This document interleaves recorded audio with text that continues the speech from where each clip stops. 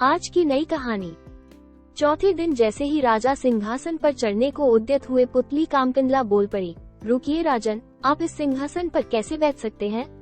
ये सिंहासन दानवीर राजा विक्रमादित्य का है। क्या आप में है उनकी तरह विशेष गुण और त्याग की भावना?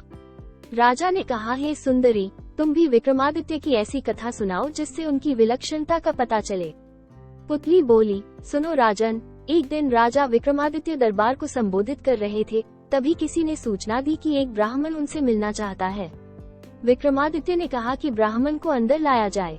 विक्रमादित्य ने उसके आने का प्रयोजन पूछा। ब्राह्मण ने कहा कि वो किसी दान की इच्छा से नहीं आया है, बल्कि उन्हें कुछ बताने आया है।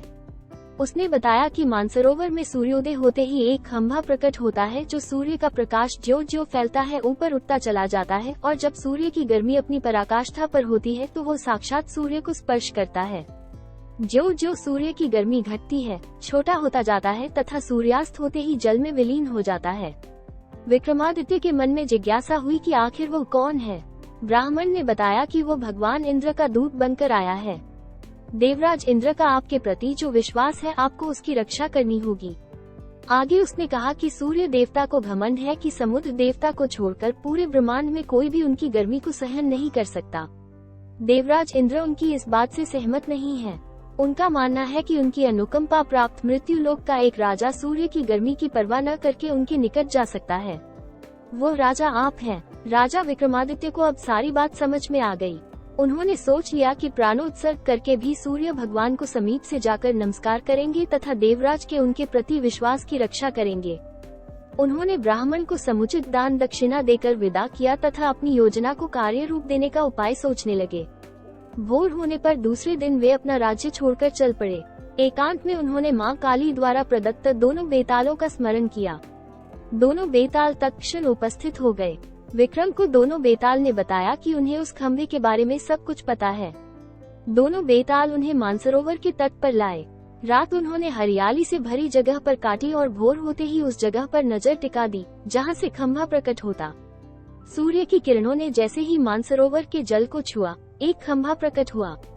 विक्रमादित्य तुरंत तैरकर उस खंभे तक पहुँचे। खंभे पर जैसे विक्रमादित्य चढ़े, जल में हलचल हुई और लहरें उठकर विक्रम के पैर छूने लगीं। ज्यों ज्यों सूर्य की गर्मी बढ़ी, खंभा बढ़ता रहा। दोपहर आते आते खंभा सूर्य के बिल्कुल करीब आ गया। तब तक विक्रम का शरीर जलकर बिल्कुल राख हो गया था। सूर्य भगवान ने जब खंभे पर एक मानव को जला हुआ पाया तो उन्हें समझते देर नहीं लगी कि विक्रम को छोड़कर कोई दूसरा नहीं होगा। उन्होंने भगवान इंद्र के दावे को बिल्कुल सच पाया। उन्होंने अमृत की बूंदों से विक्रम को जीवित किया तथा अपने स्वर्ण कुंडल उतारकर भेंट कर दिए। उन कुंडलों की यह विशेषता थी कि कोई भी इच्छित वस्तु वे कभी भी प्रदान कर देते। सूर्य देव ने अपना रथ अस्ताचल की दिशा में बढ़ाया तो खंभा घटने लगा। सूर्यास्त होते ही खंभा पूरी तरह घट गया और विक्रम जल पर तैरने लगे। तैरकर सरोवर के किनारे आए और दोनों बेतालों का स्मरण किया। बेताल उन्हें फिर उसी जगह लाए जहां से उन्हें सरोवर ले गए थे। विक्रम पैदल अपने महल की दिशा में चल पड़े। कुछ ही दूर पर एक ब्राह्मण मिला जिसने बातों बातों में कुंडल मांग लिए। विक्रम ने बिना एक पल की देरी किए बेहिचक उसे दोनों कुंडल दे दिए। पुतली बोली, बोलो राजन, क्या तुम में है वो पराक्रम की सूर्य के नजदीक जाने की हिम्मत कर सको, और अगर चले जाओ तो देवों के देव सूर्यदेव के स्वर्ण कुंडल किसी साधारण ब्राह्मण को दे सको? अगर हाँ तो इस सिंहासन पर तुम्हारा स्वागत है। राजा पेशोपेश में पड़ गया और इस तरह चौथा दिन भी चला गया। पांचवें दिन पांचवी पुतली लीलावती ने सुनाई विक्रमादित्य के शौर्य की गाथा। राधे राधे।